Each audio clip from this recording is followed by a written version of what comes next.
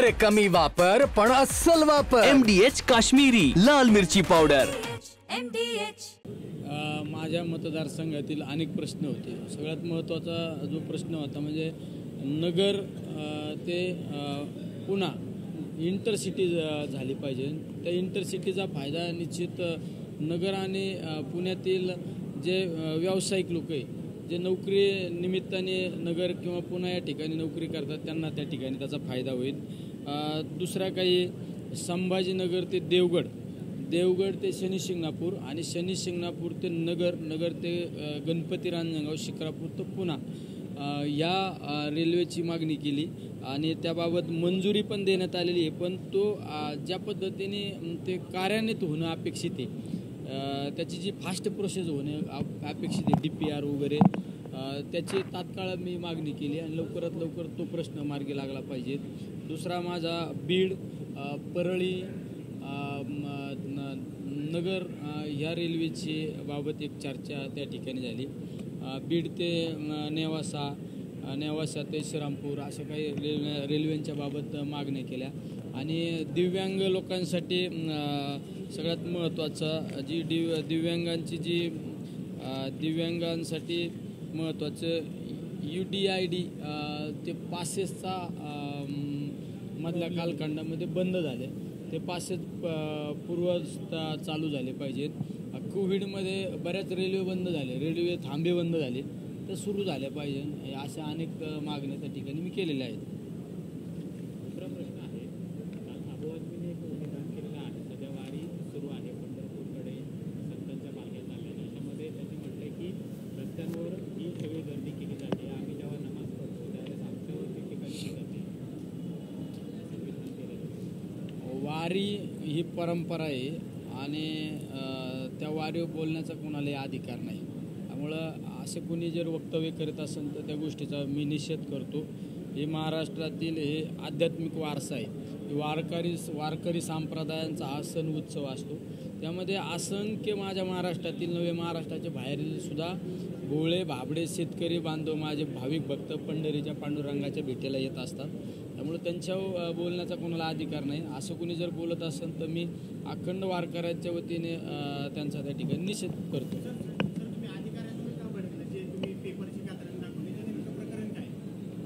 अधिकाऱ्याने काही गोष्टींचं काम करत असताना स्थानिक लोकप्रतिनिधीला विश्वासात घेणं अपेक्षित असतं. शेवट अधिकारी हा 2 वर्षांनी त्याची बदली होऊन जात असतो.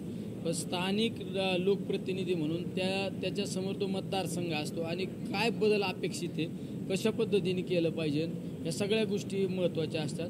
आणि जर तुम्ही लोकप्रतिनिधीची जर संवाद साधला नाही तर तो निश्चित त्याचं नुकसान होत असतं. आणि असा संवाद योग्य वेळी साधला जात नाही म्हणून मी अधिकाऱ्यांशी चर्चा केली. काही अधिकाऱ्यांच्या बाबत मी ज्यांचा आणि कुठला संबंध नाही अशा काही लोकांकडे सुद्धा मी डॉक्युमेंट पाहिले. थोडक्यात आता मी आमच्या नगर ते पुणा तर संभाजीनगरची DPRची मागणी केली. त्यामध्ये मी काही स्टेशन सुचवलेले आहे. त्यामध्ये माझ्या सुप्यामध्ये माल धक्का, कारण औद्योगिकरण आहे आणि एक अद्ययावत रेल्वे स्टेशन झालं पाहिजे, ही मागणी केलेली. ह्या मागण्या आम्हाला जर योग्य वेळी जर माहिती मिळाली तर आम्ही संबंधित मंत्री महोदयांशी चर्चा करून त्यावर मार्ग काढू शकतो. आम्ही बऱ्याच वेळा मंत्री महोदयांशी चर्चा करत असून वरिष्ठांशी चर्चा करतो आणि त्या योजनेला मंजुरी देत असतो. पण शेवट DPR बनवायचं काम खालच्या लेवलचं असतं आणि त्यांनी जर त्यावेळेस आमच्याशी संपर्क नाही साधला तर निश्चित त्याचा फायदा होण्यापेक्षा नुकसान होत असतं. त्यामुळं या गोष्टींची मागणी केली आणि ते वेळेत मिळत नाही म्हणून मी अधिकाऱ्यांना सुचवलं की तुम्ही केंद्राच्या निगडीत हे डिपार्टमेंट आहे, आमच्याशी निगडीत डिपार्टमेंट आहे, तुम्ही आमच्या त्या भागातील लोकप्रतिनिधीची योग्य वेळी सुसंवाद साधला पाहिजे, नाही तर आम्ही तुमच्या वेलेकी करू. हा सुद्धा त्यांना एक विनंतीवाचा दम सुद्धा भरण्यात आलेला आहे. सध्या मराठी भाषेवरून जे हिंदीची सक्ती केली जाते त्याच्यावरून संदीप देशपांडे जे काँग्रेसचे नेते आहेत त्यांनी असं म्हटलं की सरकारमध्ये शंड लोक बसलेले आहेत, त्याच्यामुळे मराठी माणसाला सातत्याने अशा पद्धतीची वागणूक होते. हिंदी भाषा असेल किंवा अमराठी भाषा असेल, काय वाटतं? तुम्ही पाहिला असन मीटिंगमध्ये मी प्रश्न उपस्थित करताना मैं त्या मीटिंग में सांगितलं मैं हिंदी में भी बात कर सकता हूँ, पर वो हमारे स्टेट में महाराष्ट्र में हो मीटिंग है इसलिए मैं मराठी में बात करूंगा. तर मी माझे प्रश्न मराठीतच मांडले. शेवट माझ्या मराठीचा मला अभिमान आहे, मातृभाषा आहे माझी, तिचा अभिमान असलाच पाहिजे. जर तुम्ही महाराष्ट्रात जर तुम्ही आपल्या मातृभाषेचा अभिमान ठेवू शकत नाही तर आपला काय अभिमान ठेवणार. शंडा हा शब्द वापरणं संदीप देशपांडेंनी वापरलेला नाही, मला त्या गोष्टीची माहिती नाही. मी माहिती घेतो, संदीप देशपांडे साहेबांची माहिती घेतो आणि त्यावेळेस तुमच्यासमोर मांडतो. नाही, मी कोणाच्या टीका टिप्पणीला महत्त्व देत नाही. मी कामाला महत्त्व देणारा माणूस आहे. हां, शनी मंदिराच्या ॲपच्या घोटाळ्याच्या बाबत मी काही त्या भागातील काही पत्रकार मंडळी असू किंवा त्या भागातील काही तज्ज्ञ लोकांना, सामाजिक काम करणाऱ्या लोकांना जी माहिती आहे ती माहिती मी संकलित करतोय आणि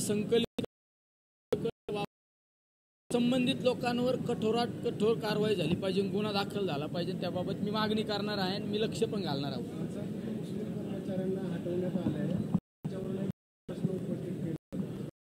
मला शनी शिंगणापूरचा ॲप हा घोटाळा मला माझ्या कानावाल्याला आहे.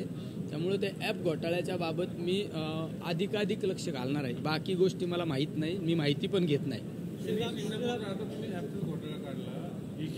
तिथे मुस्लिम कामगार काढून टाकले पोलरायझेशनसाठी आणि ते ॲपच्या घोटाळ्यात सगळे तिथले सामील येतात. ॲपच्या घोटाळ्याबाबतली मी माहिती संकलित करतोय आणि मला पूर्ण माहिती मिळाल्यानंतर मी संबंधित लोकांवर कठोरात कठोर कारवाई झाली पाहिजे. कारण शनी शिंगणापूर हे महाराष्ट्रातील नव्हे पूर्ण देशातील भाविक भक्तांचं एक श्रद्धास्थान आहे.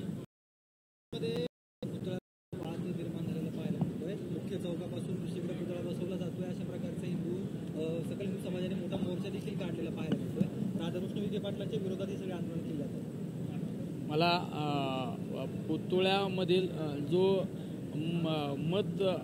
भेद त्या ठिकाणी चालू आहे तर त्याची मला पूर्णपणे माहिती नाही. काही शिवभक्तांशी चर्चा करूनच यावर बोललेलं योग्य. ठीक आहे. MDHचा किचन किंग मसाला किचन मध्ये असला तर आपण काहीही बनवू शकतो. वांग्याचं भरीत, आलू गोबी, भेंडी मसाला आणि भरपूर काही.